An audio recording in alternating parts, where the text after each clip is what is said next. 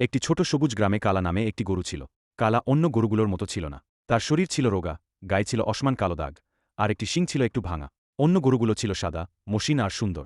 গ্রামের মানুষ সবসময় তাদেরই প্রশংসা করত। যখনই কেউ দুধ কিনতে আসত, তারা বলত, এটা কেনা।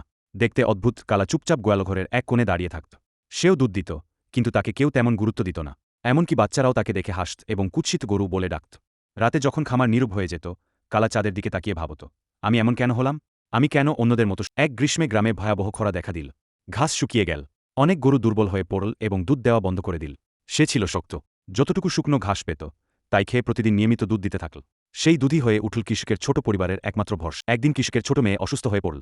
ডাক্তার বললেন, তাকে প্রতিদিন দুধ খাওয়াতে হবে। কালার দুধ খেয়ে মেয়েটি ধীরে ধীরে সুস্থ হয়ে উঠল। সেদিন থেকে তিনি আর কখনো কালাকে কুৎসিত বলেননি।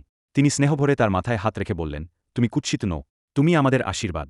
সবাই কালার জন্য তালি বাজালো এবং অনেক খুশি হল। বন্ধুরা, তোমরা যদি এমন আরও ভিডিও পেতে চাও তাহলে সাবস্ক্রাইব করে সাথে থাকো।